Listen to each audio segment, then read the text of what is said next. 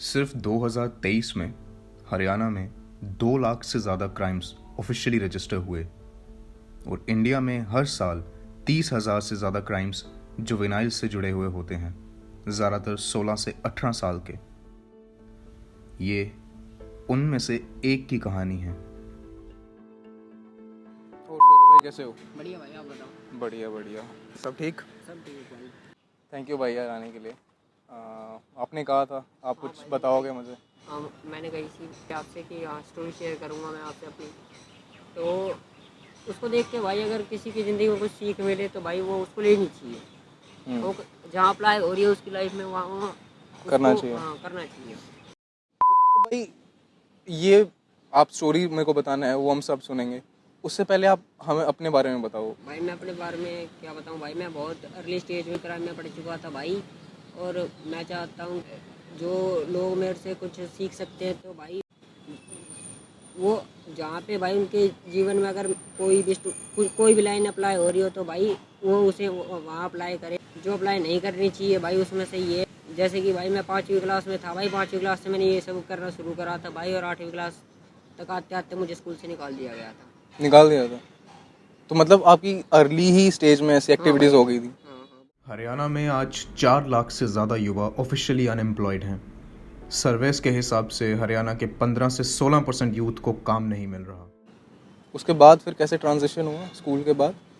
School के बाद भाई यहाँ पे मेरे साथ के जो थे उसमें भाई ठीक, कोई ऐसा भी था बहुत शरीफ, कोई था भाई बहुत ख़राब भी था, तो भाई वो किसी न किसी से रिलेटेड थे, उनके थ्रू मैं मिला था भाई। अच्छा, ये जो आप इस कल्चर में आ गए, तो मैंने मतलब हरियाणा में बहुत सारे कल्चर होते हैं, ये कौन सा कल्चर है जिसके बारे में मतलब हम नहीं जानते हैं यहाँ? भाई हरियाणा में तो बहुत सारे कल्चर है, अपना ज़्यादातर जाते हैं भाई आर्मी में। ये फैक्ट है। हाँ, और भाई ओलंपिक में भी हैं। हरियाणा इंडिया की पॉपुलेशन का सिर्फ 2% है, लेकिन ओलंपिक टीम में लगभग 22% एथलीट्स हरियाणा से आते हैं और हर साल हरियाणा से 6,000 से ज़्यादा युवा इंडियन मिलिट्री ज्वाइन करते हैं। तो वो कल्चर तो उनके वो तो सब पता है कि दूसरा कल्चर होगा भाई जिसके बारे में बात नहीं होती, जो थोड़ा पीछे रह जाता है, वो कल्चर है ये भाई। तो फिर आप कैसे घुसे और मतलब एंट्री कैसे हुई?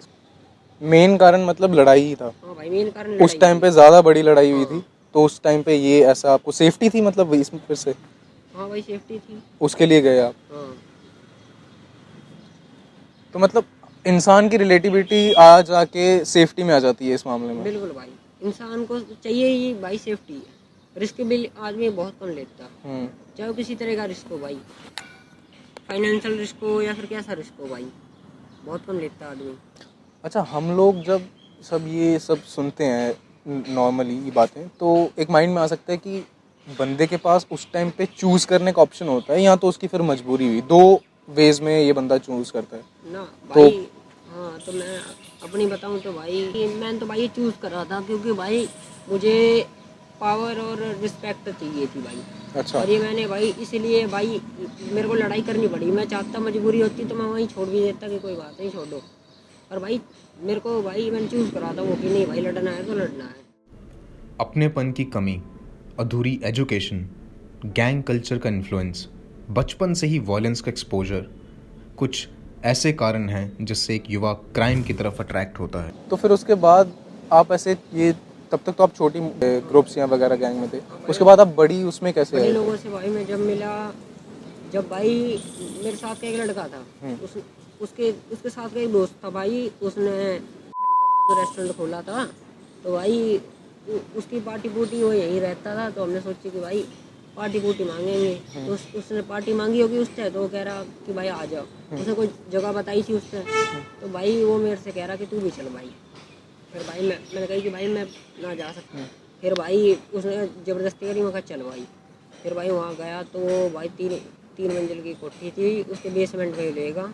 वहाँ ऐसा था कि मैंने वहाँ देखे तो अपने उम्र से सारे बड़े बड़े थे भाई, और इनसिक्योर फील हो रहा था भाई, जैसे वहाँ सेफ फील नहीं हो रहा था, डर लग रहा था अलग सा ही। क्योंकि भाई आज तक मैं जहाँ भी बैठा हूँ तो अपने हम उम्र की गैल, कोई भाई जैसे मेरे से 1-2 साल बड़ा हो, 1-2 साल छोटा हो, मेरी गैल का हो, तो भाई ऐसे में बैठा हूँ। और भाई वहाँ देख रहा हूँ भाई बहुत बड़े बड़े उम्र के थे, तो भाई वहाँ थोड़ा वैसा फील हो रहा था। डर लग रहा था? हाँ। फिर? फिर उसके बाद तो भाई आदत बन गई थी बाद में। अच्छा, नॉर्मल फिर ऐसा ही था? फिर तो नॉर्मल था। इस रास्ते में इंसान ये सोच के जाता है कि उसको दो चीज़ें मिलेंगी, या तो पैसा या तो सेफ्टी, बिल्कुल। है ना? आपका क्या सोचना था और आपको मिला क्या? भाई मेरा तो भाई सोचना भाई पैसा तो भाई स्टार्टिंग से माइंड में नहीं रखा भाई। सेफ्टी पर्पस मान सकते हैं भाई, यहाँ सेफ्टी पर्पस के लिए मैं वहाँ गया था, मैंने चूज़ करा था ये।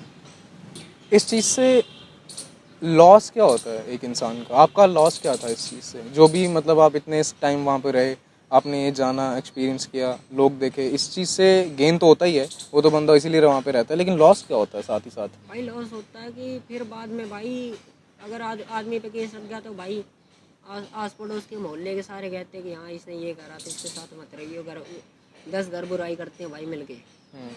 ये लॉस हुआ भाई, बदनामी होती है घर की। और भाई दूसरी बात, अगर बात रही भाई दूसरी, तो इसमें भाई टाइम भी बर्बाद है। आपको कई बार पैसे लगाने पड़ते हैं, पैसे भी बर्बाद है, और जबकि आपको मिलना कुछ नहीं है। वो तो जो है आपके पास यार दोस्त, वो भी कुछ टाइम के लिए है, सारे नकली यार दोस्त हैं। ट्रू। इस चीज़ में एक बात बताओ आप, आपका एम क्या था जब पहले, इससे पहले जब मतलब कुछ पैशन था, कुछ एम था? भाई एम तो कुछ नहीं था मुझे, स्टार्टिंग से भाई भूख थी तो भाई पावर और रिस्पेक्ट की। आपको मैंने पहले भी बताई थी कि हाँ भाई हरियाणा के ही ज़्यादातर जवान जाते हैं फौज में। हाँ हाँ हाँ हाँ। मैं भी सोचे, मेरी भी सोच थी कि हाँ मैं भी आर्मी ज्वाइन करूँगा, मैं भी आर्मी ऑफिसर बनूंगा। अच्छा, मतलब एम था इस टाइप का। हाँ, पर अब वो भाई पूरा नहीं हुआ। मतलब ये लॉस हो सकता है उस वजह से ना? हाँ, आपकी इस वजह से तो एजुकेशनल जो है उसमें भी बड़ा लॉस हुआ होगा। हाँ भाई वो 8वीं कोई वैल्यू नहीं रखती भाई आज के टाइम में, 10वीं 12वीं वैल्यू नहीं रखती भाई, ये तो फिर भी 8वीं थी। और जबकि उसका भी रिजल्ट नहीं दिया भाई ने मेरे को। रिजल्ट देने से मेरे को सीधा मना कर दिया था कि रिजल्ट देंगे तो रेड पेन से लिख के देंगे। अच्छा, एक बात बताओ भाई, यूथ को क्या कहना चाहोगे आप? आपने बोला था मेरे को मैसेज पे कि मैं मतलब मैसेज देना चाहूँगा। यूथ को कहना चाहूँगा कि भाई अगर तुम्हें कुछ सीख मिलती है इस कहानी से तो भाई उससे सीखो, उसको कानों पे से मत डालो, नहीं तो आगे चल के तुम्हें ही दिक्कत होगी। जैसा मेरे साथ हो गया, मैं नहीं चाहता किसी और के साथ हो, कोई और ख़राब हो, किसी का घर का बच्चा ख़राब होए। ये जो कल्चर है उसमें लोग अट्रैक्टिव होने के लिए, या उनको लगता है ऐसा कि वहाँ पे जाएंगे तो हम भी कूल लगेंगे, ऐसे उस चक्कर में वो जाते हैं और फिर खो बहुत कुछ देते हैं। हाँ भाई, वो बहुत कुछ देते, घर वाले भी एक टाइम के बाद साथ नहीं देते भाई। घर वाले भी सोचते हैं कि इसका तो डेली का अंदर बाहर का काम है, क्या छुड़वाएंगे इसको। हाँ, घर वाले भी एक बार का हो भाई तो 302 भी एक बार घर वाले छुड़वा देंगे, पर भाई अगर बार बार ऐसा करोगे तो भाई साहब कोई ना छुड़वाओगा भाई। सही बात है। आगे के आपके क्या प्लान्स हैं? आपने इसको, आप इसमें तो बाहर आ गए हो, कितना टाइम हो गया? भाई हो गए मेरे को 2-3 साल। 2-3 साल हो गए। अब आगे का क्या प्लान है इसमें? आप काम करोगे? नहीं भाई अब नहीं करना, अब भाई अपना घर परिवार देखेंगे, अपनी भाई सुकून की ज़िंदगी काटेंगे। हाँ भाई, और कोई प्लान नहीं है, इस लाइन में पढ़ना भी नहीं है भाई। इस लाइन में नहीं पढ़ना? हाँ देख लिया, जितना करना था कर दिया। आप जो लोग मिलते हैं आपको, जो आपसे छोटे हैं, उनको आप बताते हो ये सब चीज़ें? नहीं भाई नहीं बताते? उनको रोकते हो इन चीज़ों से? भाई रोकने की कोशिश करता हूँ, रुक जाते हैं तो भाई उनकी इच्छा नहीं रुकते तो भाई मैं इतना फोर्स नहीं करता, क्योंकि जो मैंने ठोकर खा ली, तू भी ठोकर खा के देख एक बार, अगर नहीं मानेगा तो जब ये अकल आएगी। मैं तो रोक सकता हूँ, नहीं रुकोगे तो ठोकर खानी पड़ेगी, तुम भी गिरोगे, गिरने के बाद नशा उतर जाएगा। आपने मैसेज बहुत सही दिया है इसमें, जो अगर कोई समझेगा इसमें, समझना भी चाहिए।